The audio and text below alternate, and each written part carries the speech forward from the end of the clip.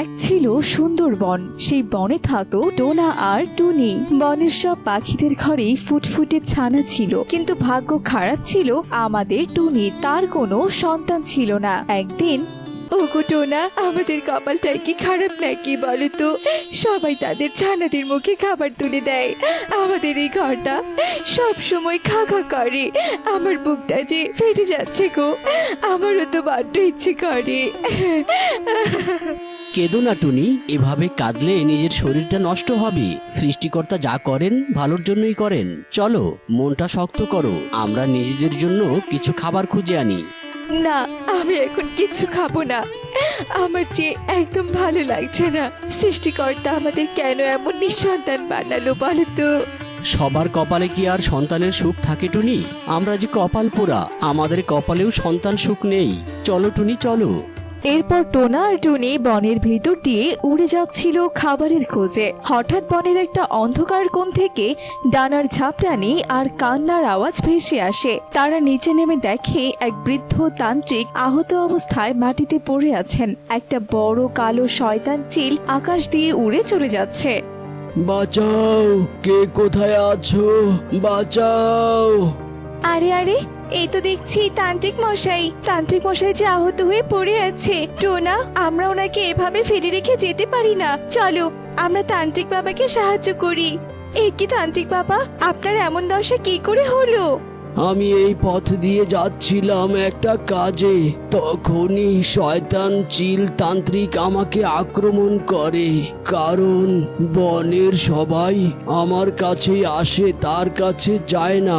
এই শত্রুতা থেকেই আমাকে মেরে আহত করেছে। তুমি ঠিক বলেছো টুনি, চলো আমরা তান্ত্রিক মশাইকে বাড়িতে নিয়ে যাই, সেখানে তো চিলের ভয় নেই। আমার বাসা এই তো পাশেই, তোমরা আমাকে আমার বাড়িতেই নিয়ে চলো, আমি একটু বিশ্রাম নিতে চাই। এরপর টোনা আর টুনি তান্ত্রিককে তার বাড়িতে নিয়ে যায়। টুনি তান্ত্রিকের কথায় কিছু পাতা এনে তান্ত্রিকের গায়ে লাগিয়ে দেয়। তান্ত্রিক মশাই, আপনি এই দানাগুলো খেয়ে নিন, শরীরে একটু বল পাবেন। আপনি যে বেশ আহত।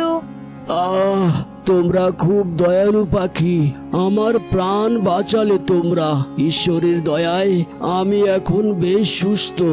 আমার বাড়িতে অনেক খাবার আর ধন সম্পদ আছে। তোমরা এক কাজ করো, এগুলো সব তোমাদের ছানাদের জন্য নিয়ে যাও। ছানার কথা শুনতেই টুনি আর নিজেকে ধরে রাখতে পারল না। সে ডানা দিয়ে মুখ ঢেকে হু হু করে কাঁদতে লাগলো। কি হলো মা, তুমি কাঁদছো কেন? আমি কি কোনো ভুল কথা বললাম? আসলে তান্ত্রিক মশাই, আমাদের কোনো ছানা নেই, আমাদের বাসাটা একদম খালি। ছানার কথা শুনলেই টুনির মনটা ভেঙে যায়। ও আচ্ছা, এই ব্যাপার। তোমরা তো দয়ালু, তোমাদের ঘরে সন্তান হবে না তা কি করে হয়? মা টুনি, এদিকে এসো তো। এই নাও, এই বিশেষ জাদুকরি ফলটা খেয়ে নাও তো। এরপর তান্ত্রিক তার ঝুলি থেকে একটা চকচকে লাল ফল বের করে টুনিকে খেতে দেয়। টুনি আগ পিছ কোনো কিছু না ভেবেই মনে বিশ্বাস নিয়ে সেই ফলটি খেয়ে নেয়। এবার বাড়ি যাও মা, তুমি খুব তাড়াতাড়ি একটি সুন্দর আর অদ্ভুত ডিম দেবে। সেই ডিম থেকেই তোমাদের ঘরে আলো করে ফুটফুটে ছানা আসবে। সত্যি বলছেন তান্ত্রিক মশাই? ওগো টোনা, শুনছো? আমাদের ছানা হবে। আমিও মা হব টোনা, আমিও মা হব। তান্ত্রিক মশাই, আপনার কথা যেন সত্যি হয়। এরপর টুনি ও টোনা খুশি মনে সেখান থেকে চলে যায়। আর এভাবে কেটে যায় বেশ কিছুদিন। তান্ত্রিকের কথা সত্যি হলো। একদিন সকালে টুনি দেখলো সে একটি সোনালী রঙের ডিম পেড়েছে। এমন ডিম দেখে তো টুনি হতবাক হয়ে যায় আর টোনাকে ডাকতে থাকে। টোনা, কোথায় গেলে? এইদিকে এসো, দেখে যাও। তান্ত্রিক মশাইয়ের কথা যে সত্যি হয়েছে, আমিও যে মা হব। আরে বাহ টুনি, এ তো সোনার ডিম। এমন ডিম তো আমি জীবনেও দেখিনি। ওগো, এটা যে আমাদের সন্তান। এ সোনার হোক আর যাই হোক, ওকে আমি এক মুহূর্তের জন্য চোখের আড়াল করব না টোনা। এরপর টুনি সেই সোনা ডিমে খুব যত্ন করে রোজ রোজ তা দিতে থাকে। টুনি খাবার খুঁজতে গেলে টোনা ডিম পাহারা দেয়, কিন্তু গাছের উপরের ডালে বসে লুকিয়ে লুকিয়ে এই দৃশ্য দেখছিল হিংসুটে টিকলি পাখি আর লোভী কালুয়া কাক।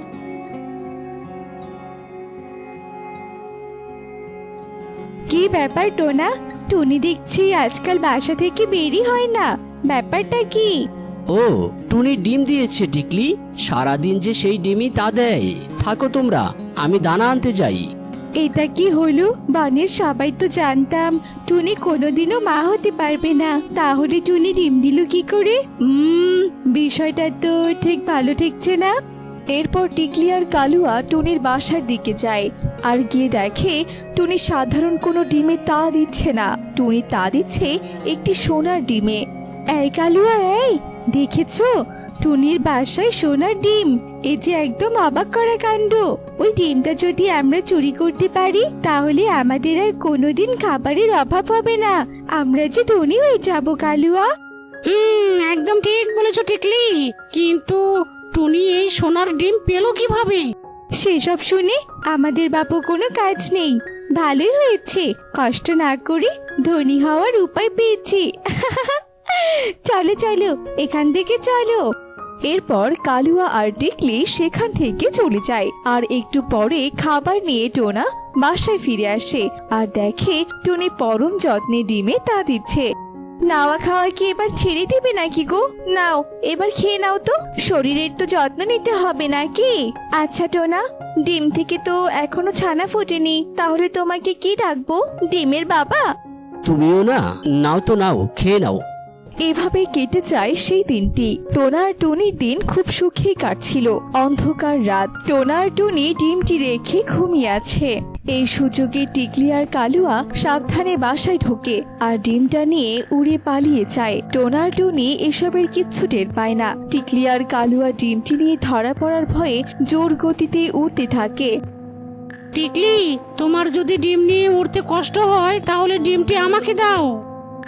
না না কালুয়া, আমি একদম ঠিক আছি, জোরে চলো কালুয়া, জোরে চলো। এভাবে খুব জোর গতিতে টিকলি আর কালুয়া উঠতে থাকে আর অসাবধানতার কারণে টিকলি একটি বড় গাছের সাথে ধাক্কা খায় আর ছিটকে নিচে পড়ে যায়। টিকলির কাছে থাকা ডিমটি ঝোপের আড়ালে পড়ে যায়। হাই হাই হাই হাই, এ কি হলো? হাই হাই রে, না না, যা আবার হয়েছে, আমি বরং ডিমটি খুঁজে নিয়ে পালিয়ে যাই। টিকলি কাক সেখানেই মারা যায়। কালুয়ার যেন সেদিকে কোনো খোঁজই নেই। সে খুঁজতে লাগলো হারিয়ে যাওয়া সে সোনার ডিমটি। অনেক খুঁজেও যখন সে পেল না, তখন কালুয়া হতাশ হয়ে সেখান থেকে পালিয়ে যায়। এভাবেই কেটে যায় সেই দিনটি। পরের দিন সকালবেলা টুনি তার বাসায় পাগলের মতো ডানা ঝাপড়াচ্ছে আর চিৎকার করে কাঁদছে। বনের অন্য পাখিরা এসে তার বাসায় ভিড় করেছে। ওগো ওগো, আমার ডিমটা কারা নিয়ে গেল বলো তো? তান্ত্রিক মশাইয়ের দেওয়া ডিমে যে আমার সন্তান ছিল, আমার সন্তানকে এনে দাও তোমরা, তা না হলে যে আমি বাঁচবো না। আমি আমার সন্তানকে পেয়েও আগলে রাখতে পারলাম না। টুনি, তুমি কেঁদো না, তুমি শান্ত হও টুনি। আমি বনের চারদিকে খুঁজছি, তুমি কেঁদো না টুনি, কেঁদো না। এরপর টোনা মন খারাপ করে বাসা থেকে বের হয়ে অনেক দূরে একটা নির্জন ডালে গিয়ে বসলো। চারপাশ একদম ফাঁকা হয়ে আছে। টোনার চোখ দিয়ে টপ টপ করে জল পড়তে লাগলো। টোনা নিজেকে আর শান্ত রাখতে পারলো না।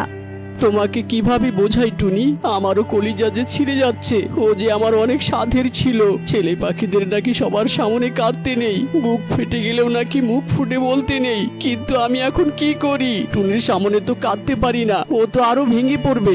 আমার ছানা, আমার ছানা। কাঁদতে কাঁদতেই টোনার চোখের জল নিচের ঝোপের উপর পড়লো। সে নিচের দিকে তাকাতেই চমকে উঠলো। দেখলো সেখানে টিকলি মরে পড়ে আছে আর ঠিক তার পাশেই ঝোপের পাতার আড়ালে চকচক করছে তাদের সেই সোনার ডিম। আরে আরে, এ আমি কি দেখছি? এ তো টিকলি, কিন্তু টিকলি এখানে মরে পড়ে আছে কেন? এই জায়গা তো বন থেকে অনেকটা দূরে। আরে ওই তো আমাদের ডিম। তাহলে কি টিকলি রাতে ডিম চুরি করেছিল আর তার পাপের শাস্তি হাতে নাতে পেয়েছে? সোনার ডিমটা তো দেখছি একদম অক্ষত আছে। যাই বাবা, তাড়াতাড়ি বাড়ি যাই, টুনি যে পাগল হয়েছে ডিমের জন্য। এরপর টোনা খুশি মনে ডিম নিয়ে বাড়িতে আসে আর দেখে টুনি পাগলের মতো কান্না করছে। টুনি, এই দেখো, আমাদের ডিম চোর শাস্তি পেয়েছে আর আমাদের সন্তান আমাদের কাছে ফিরে এসেছে। দেখো টুনি, দেখো। এ কি? আমার ছানা, আমার ছানা! আর কোনোদিন তোকে চোখের আড়াল করব না। কিন্তু আমার এত বড় সর্বনাশ কে করেছিল? কে আমার ডিম চুরি করেছিল টোনা? এরপর টোনা সব ঘটনা টুনিকে খুলে বলে। সব শুনে টিকলির জন্য টুনির খুব মন খারাপ হয়ে যায়। একদম মন খারাপ করো না টুনি, শয়তান টিকলি তার পাপের শাস্তি পেয়েছে। শোনো টুনি, আমার মনে হয় এই ডিম ফুটে ছানা বের হওয়ার সময় হয়েছে।